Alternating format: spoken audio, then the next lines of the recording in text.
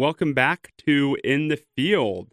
I am, I guess, one of the hosts, Zach Barney, and I'm joined by Chris today, who has filled in for me a handful of times. He's my co-founder, and we couldn't get anybody to agree to be guest for us anymore. So we just decided we would interview each other. That's not true at all, but we're here because we have a special announcement, and I'm going to let Chris do it because I tend to suck all the intelligence out of the room, and That's not and true. Yeah, so we're really excited because we actually started this company just over a year ago and did not know if we would be able to pull this off by ourselves, and we've learned quickly that we can't pull it off by ourselves. But the vision has always been that we would raise capital in a traditional SaaS type model and grow the business. And so the big announcement that we have today is that we have closed our seed round, yeah, which is insane. so insane. So now we have a little bit of runway. So Zach, I'm curious. You and I've talked a lot about this, and it's like going into a war room every day. It felt like trying to figure out what the next day was going to look like, whether we were going to keep going or not, especially towards the end here. Oh yeah. Just maybe give a rundown, little history of how it got started, why and the VC route made sense, and what our experience was, or your experience was in raising capital. Yeah, it was definitely a journey, and I'm anxious to hear your perspective. Well, I guess our listeners are probably anxious to hear your perspective. I've heard it 1,000 times. So like both of us have always wanted to start a company. We've talked about this for years and years. We've run ideas past each other. We've kind of dipped our toe into the water of starting something together in the past, and it just never was the right idea. Yeah, and the reason why I know it was never the right idea because it never took. Right? We got it kind of far along, and Yeah. then something happened. We stopped, gave up. Clearly, the passion wasn't there, or the market wasn't there, or whatever. But with Mobley, it's been very different. So I've had the idea for Mobley for 7, 8 years now, and for different reasons, it didn't work out. I wasn't in a place to fund it. I had some friends that were co-founding an early version of this years ago with me that didn't have the stomach for startup life, and I just kind of put it on ice because I knew that without a technical co-founder that could essentially work for free, this really wasn't ever going to happen. So I tried to ignore it, tried to just go back to corporate life, and I did it for a handful of years. But this idea for Mobley was always there in the back of my head, and it kept coming up when people I had talked to about it before would have the pain that Mobley solved years down the line, right? Like my brother-in-law Dave, who you know very well. I was talking to him about some other idea. He's like, no, what you really need to be doing is that that lead capture app you were talking about. That's the one that the world needs. Like, man, really, you really think so? It's been like 3 years. It's been like 4 years, 5 years since I tried to do something with it. He's like, you really need to pursue that. And a couple of years ago at my last company, I started experiencing all of the pains that I was trying to solve with Mobley again. Once the world started opening up post-COVID and started getting back into the event space, the face-to-face world, it was like, oh yeah, crap. Remember when I tried to solve this problem? Nobody solved it yet. So maybe it makes sense to take another look at it. And you and I were we were trying to fix a couch. Trying to fix a couch. In I your had garage. some tools. That was it. Yeah. My kids broke the frame of one of our brand new couches. So we were in your garage trying to fix it. Did not successfully fix it, but Nope. Thank goodness we found out that the manufacturer has a lifetime guarantee on it. So all of this freaking effort, I would say, was for not fixing this couch. We just did more damage than good. However, it ended up kind of restarting the conversation about building this, and the timing was really good.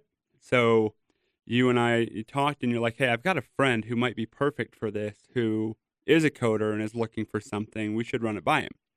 So that was August of 2022. And then in September, we started talking more seriously, and we just finished our company kickoff. I showed some old slides that I Yeah, that I that I that was a lot of fun. I presented to you and Jake, your friend, my idea for what is now Mobley. And there were a couple of things that stuck out to me. I'm anxious to hear what stuck out to you with those slides. But what stuck out to me is, number one, they were really bad looking. They were crappy slides that I was throwing them together in PowerPoint or Yeah. Google Slides or whatever, just trying to convey the idea over. But number two, the app is essentially just a much better looking version of exactly what I designed a year and a half ago. What was your take on all of that, looking back on that early history? Yeah, I mean, I pulled up the deck as well again, just as we were building, that story, and uh, you're exactly right. The idea for this has not really changed like substantially, right? It is generally the same thing, which is incredible. Yeah, I mean, the looks of it, whatever, doesn't matter. We're just trying to convey a message, right, and a story, and so I didn't think too much about that, but definitely love to see what that looked like. I also think it's really interesting, kind of the direction we were going, because I think from a business model, it was slightly different than where we are today. Yeah. The product, however, is almost exactly, but the business model has evolved as we've learned, and I think that started because right after we had that conversation with Jake, and we decided, like, all right, is there really a market here? We started doing interviews. We built a Yeah. whole like product research process to tell us, is this something viable? Yep. Yes, I may have been in a position to have to like say, hey, side hustle, like let's try this out, but I definitely was not in a position to make a decision to like upend my life and my family's life to take no salary for a year, Yep. and especially not having the conviction that you had. I think you had a much stronger conviction than I did, and I'm that was the thing that I loved was we had that deck and we started with it, and then that's what kicked off all these interviews. Yeah. I so I've read every book, I've watched every video, listened to every podcast that there is on starting a startup. Yeah, It's something that I've always wanted to do, and I felt, hey, even if I'm not ready to do it right now, I might as well prepare myself for when I am ready. And it's crazy, like everything they say is true. Like there's a very famous infographic, or I guess it's really just a line graph from Paul Graham, founder of Y Combinator.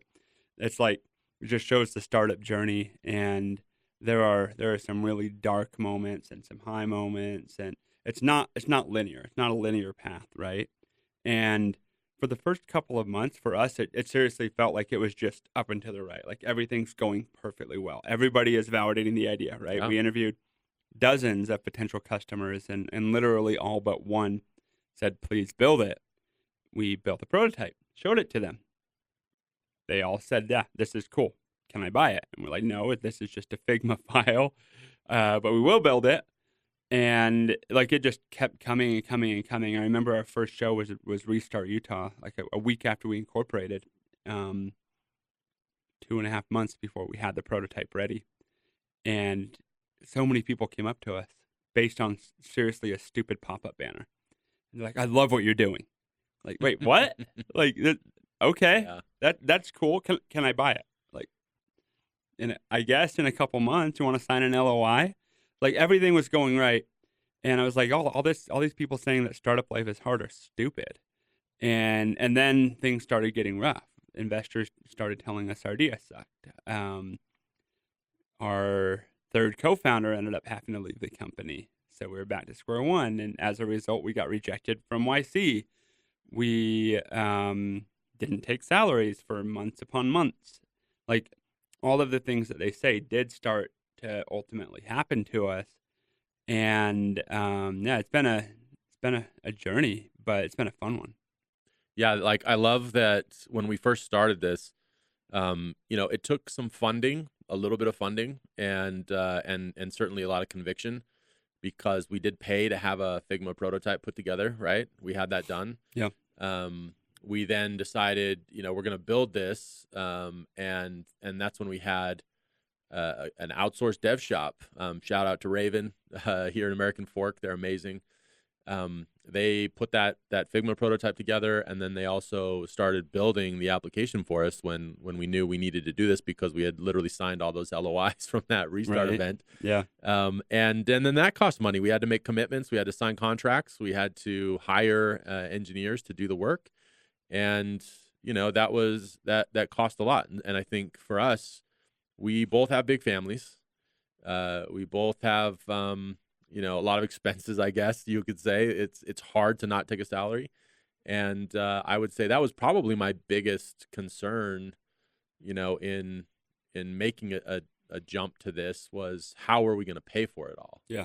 And I think the LOIs, I remember the excitement that you had when we signed those LOIs. It was sort of like, we got money coming in, right? It will be coming in, and they're going to pay for this. And that was enough validation for you that, like, hey, people said they're going to pay for this. Like, let's go and put all of our chips on the table and go. Yeah. And so that process of, like, being a little bit over our skis, right? We had a Figma prototype and we committed contracts on that. We went to events and said, we're going to build this and let's sign LOIs. We kind of got out ahead a little bit of this before we, at least before I went full time, and certainly before we hired a huge team to start building it. But those little steps along the way were very validating, even though it was hard. Yeah, for sure. So, question I have for you. You mentioned that was enough conviction for me. I remember in the early stages, like, me thinking, holy crap, Chris is going to bail or something. Like, his heart isn't in it. And not that it wasn't in it, but yeah, you definitely took a little bit longer to get there on the level of conviction and risk tolerance. And I don't know if that's naturally just because you listen to your wife more than I listen to my wife. Like, we both, like you said, we have big families, and we got to have a little bit of stability for them. And it's definitely been a struggle for both of our wives, with us, going from making a ton of money to not making money. What is it that finally flipped the switch for you, and you were like, okay, yeah, this is the direction we're going, from a personal choice perspective? I think that I was convicted, fairly early on that this was right. It was figuring out how to make it work for the situation with my family. That was probably the more challenging part. And there was a lot of reasons for that. I had a full-time job that was paying more than I had ever been paid before, which meant that our lifestyle, we kind of increased our expenses as well. Lifestyle creep. Yep. Not a recommendation, but so that had happened, and I still had some vesting for that company. It hadn't gone as well as I had hoped, and I was struggling with the company. I probably was the least happy I'd ever been at any job. I had a great boss, but there were some challenges around the organization that I had. And then I also just the decision of not taking a salary. What is that going to mean? And so what that meant was I tried to find some consulting gigs, and credit to you is in helping me kind of figure out how we can make this work together, because I think without that, it would have been a lot harder. And yes, like I was just talking to Patty Cook of the Women's Leadership Institute yesterday, and she was telling me in some conversations she had, that we should be thinking often as we're doing anything, what the cost is for us to be able to do that thing. Yeah. And the costs for me to switch jobs, to not take a salary, to go full time on a startup that's super risky, and spend pretty much all of my waking hours thinking about this, doing this, focused on this, is that my wife has to pick up everything else. Yeah. And has had to do that. And I think she knew that more than I did, because she's been the one that has been the cost the whole time. And it wasn't as clear to me. And I think, that there was a point at my last company where it was becoming clear that they weren't supporting the business unit that I was a part of. And so transitioning into either a new job, a consulting gig, or doing this full time were kind of the choices. Yeah. And so I was convicted. It was really just figuring out how to make this work as a family. And I think in the very beginning it didn't work out as well as I had hoped, but it has evolved and gotten better, Yeah. at least on my end. And I think the support that my wife has given me has been Yeah, tremendous, it's been awesome. and that's allowed us to do that. What's awesome though is and this is part of that announcement, right? The seed round that we raised, the validation that we've been getting over the last few months has been huge. The number of customers that we've gotten, the logos that are joining us and signing up, every customer we talk to, it's almost never a question of whether this is a problem. It always is a problem. Yep. And we can always solve it. They just, it's not the right time. Yep. It's not the right time. So anyway, I think that was for me. One thing I want to ask you though is, and we haven't gotten into all the details, but we interviewed hundreds of VCs, or close to hundreds of VCs. We've certainly had hundreds of conversations. We started those conversations way back in January. We thought maybe we would go out and January actually raise, of 23. Right, of 23. Not last month. No, we thought we were going to get funded pretty quickly. I remember you talking about like, hey, every VC wants to talk to us because we had done the pitch competition. We'd done really well. Every VC did want to talk to us. But then we started getting all those no's, or now's not the right time, or go make some progress before you come, and so, and that was for a lot of reasons, because the macroeconomics were what they were. And firms hadn't, at least here in Utah, closed some of their funds. Like there was a lot of things going on.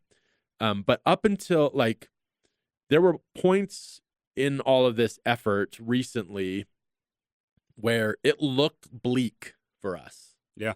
Like days of no sleep for sure, lots of anxiety, stress, because we looked at our bank account and it was like, where are we going to pull money to pay our bills? Yep. What was this process like for you as the founder, where that's sort of your primary goal, obviously, and primary job? You got to sell, you got to do things, but it's to not run out of money. Yep. I hate this about me, but I perform best when I'm backed into a corner. And we were getting to a point where we were in a pretty tight corner. We raised some angel money last summer. We got some customers paying us. And then we finally got a term sheet from Peterson Ventures, who led this seed round. We got a couple of term sheets, ended up choosing Peterson. And at that point, we're like, okay, great, we've got it made. Because the one thing I would say that was not true of what I read about was that the follow-on money comes quick. It did not come quick. It was essentially like we had to restart all of the VC conversations just to get the remaining bit of money in, even with a strong lead like Peterson. But we decided, okay, we've got to keep the growth going to validate their faith in us. So let's go hire our salespeople. Let's bring on that third engineer. Let's bring on our head of RevOps. And suddenly our burn went from like $10K a month to like $90K a month.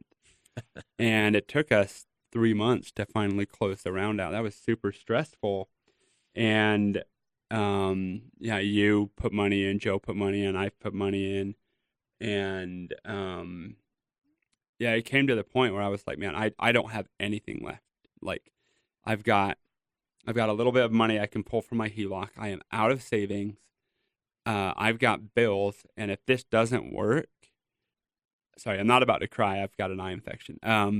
If this doesn't work, it's going to take years to build back up what I have put into this business. And we have 12 employees that are all relying on us. Holy crap. And that's what set off some major anxiety for me. You know this, but for our audience's sake, I had 4 panic attacks in about a 10-day span. I had 3 in my entire life up until that point. So 4 in 10 days, that was really rough. I ended up literally going into urgent care. They put me on some meds, and they actually called me for suicide watch. I wasn't going to ever commit suicide. I never considered it anything, but I had exhibited some signs of somebody that could do something drastic just based on my demeanor. And it was a crazy few days of panic. And in spite of all of that, again, that's where I started performing better. That like, okay, I guess we got it. We have to go make this happen. There literally is no other option for us. So what's going to happen? Oh, I guess I better go start reaching out to more VCs. So I went on Open VC and I reached out to 30 more VCs on top of the 40 or 50 follow-ons we had already interviewed, many of which had given us all the good signs and then backed out last minute, right? Mm-hmm. And I found like 6 or 7 more that were willing to take a meeting, and 2 of them ended up becoming our second and third biggest investors from straight cold outreach. And that just kind of calmed everything. And in the meantime, I knew that we also had to keep making progress and keep validating things so that our current investors didn't get spooked, and to make ourselves all the more appetizing to any new potential VCs coming in. So, yeah, there was about, I don't know, I guess on top of the panic attacks, probably about 3 weeks of selling, pitching, panicking, not sleeping every day. And I felt like I was a zombie. I felt like people didn't interact with me, nothing, because I was so focused and freaking stressed. There was one time where I could not sleep, so I literally came into the office at 1 a.m. Like that, the only thing I can do here is work. That's my only option here. So let's go work. Let's get it done. And I remember everybody coming in 8, 9 a.m. and getting some stuff done. And about 11 a.m., 11:30, you asked if I wanted to go to lunch. I'm like, it's only lunchtime? What the freak? Like I had felt like it was time to go home. It was for you. Yeah, right. No, it was crazy. It was stressful. And I am very, very glad that I am that type of person that performs well when my back's against the wall, because that's just normal. Like all the founders are listening to this thinking, dude, chill out. This is what we all go through, right? I talked to several founders at Utah Tech Week, and they're like, yeah, welcome to the club. You're not a real founder unless you've had a panic attack. And then, yeah, so they're all like, this is normal, and thank goodness, because I can handle it. It sucks, but we got through it. Yeah, I'm glad we did. So there was a moment when we had the conversation with Peterson, Taylor Jones at Peterson, and he said, "All right, let's close," and said, "We're going to wire the money." Yep. You probably remember that moment very well. How did you react? I screamed really loud. And yeah, everybody in the office was like, "What the?" Like all of Kiln actually looked over. What happened? Is everybody okay? Yeah. It was amazing. I would say, ironically, it wasn't as climatic as I thought it would be. Like, I was like, okay, that was awesome, out of my system, and now I feel like, okay, I guess it's time to keep building the business. So there was a big moment. Yeah. And I'm definitely significantly less stressed now, but I didn't feel like going out and partying or anything like that. It was like, let's get back and build this freaking thing. Yeah, I think it's interesting because we got the term sheet, right? It was end of November, first part of December, I think end of November. I was in Costa Rica. Yeah. Yeah, exactly. So we got the term sheet, right? Or we made a decision on the term sheet. And from that time until the last check has come in, right? We're talking, it's let's see, end of November until end of February, basically, right? Or mid-February. Like that's how long it took us to get all of the money closed. And this is a startup that is accelerating at a high rate, that is closing business every week, that has some amazing logos. Like literally world-class traction. We talked about that in kickoff, compared ourselves to other big success stories, and we are like at the top of the curve when it comes to how quickly we've executed. Yeah. I think our team, the company, has just been built really well, and from people that know what they're doing, and it's working really well. So it was so interesting to see that what we had heard was you get a term sheet, follow-on's really easy, and then you close and bring all. Anyway, it wasn't like that. It took us, 12 months, almost 12 months from when we first started the conversations to get that term sheet to actually getting a seed round finalized, or to get that term sheet, and then get significantly more months just to get it finalized. And so Yeah. we've heard that has a lot to do with like kind of the macro environment, and I agree that there is definitely a lot of that into it. We also saw a lot of like, AI companies that were getting funding pretty quickly, and Yeah. and other things. What is your sense on sort of the VC market in general, and how it impacted us at all, and how maybe anybody listening to this can learn from us to hopefully not take quite as long to get to where we got to, but some things that we learned. So as a first-time founder, don't think that you'll be able to raise like you see in the movies. If you're a first-time founder, you have to have significant traction, and you have to check all of the boxes because investors hear hundreds of pitches a week. You have to be cream of the crop. 0.5% of these or of startups looking for funding get it. We got it because we had crazy traction. In spite of being first-time founders, we had crazy traction. A couple of headwinds that we ran into. Lots and lots and lots of VCs didn't get what we were building. They don't understand the space. They don't have conviction. They think we're crazy. And I freaking love that, because that also means that most of the people that could be competing with us think it's a stupid idea. I love carrying that chip on my shoulder and being underestimated, because I like proving people wrong and making them regret that they didn't take a chance on us. So my experience with most VCs was generally positive, but also generally, you have no idea what you're talking about. Like Yeah. if you could see what we see, like if you actually took the time to learn about us and learn about what we're building, you'd be like, this is the most no-brainer investment we've ever made. Like, the market's sneaky huge, sneaky uncompetitive. We have a crazy good team and real traction. Like it's actually what got Peterson over the line, was listening to customer calls. Taylor said that, right?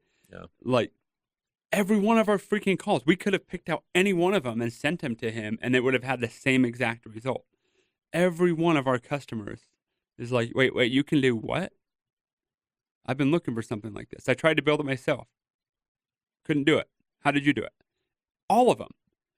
And like, it blows my mind that people think, oh yeah, Salesforce could come in and build what you're building, or Zoom Info is going to come in and build it. No, they're not. Like, I'm sorry, but we're smarter than them when it comes to this space. You don't have to believe in me, and that's your loss, not mine. So, sorry that this is stupid, long-winded, but I like most of the VCs that we met with. I think they're very, very wrong about the space and about us, and I can't wait to continue proving them wrong. Yeah, it's very clear to us, and it's not always going to be clear to everybody else, what that looks like, but it is obvious to us, Yeah. those as we're in it every day. So I guess my last thought here, just from kind of my side, that I guess kind of a point for my experience, the last little bit, is that it's definitely harder than I expected. There are some huge challenges that come your way, and you have to figure out how to get through them. And I think we've been really good at being nimble and flexible as those things come our way, to get around to kind of that next thing. And so one of the things I want to know from you is, like, what is the thing that you learned the most? Like, if you were to just pick out the biggest learning from all of this, going from an idea to being funded, what's that, like, main takeaway? Preserve burn. For real. Like, do not spend money until it is in the bank. It can be written on paper, it can be committed, whatever, until it is in the bank. Do not touch that spend. And that would have saved all of those panic attacks had we just waited a little bit longer to make the hires. I'm glad we made them. Yeah, I'm very glad we made them. We have a great team, but if we would have waited 2 months to bring them on board, that anxiety would have been significantly less. So that's my biggest learning. Like, it's not much harder for me than I expected outside of the stress level. Like the day-to-day stuff, all of the things that we're juggling, all of that is exactly what I expected. But like the mental toll that it takes on you is definitely harder. So if you're a founder and you're struggling, whatever, but you really have a deep belief in your company, my biggest piece of advice would be to keep going.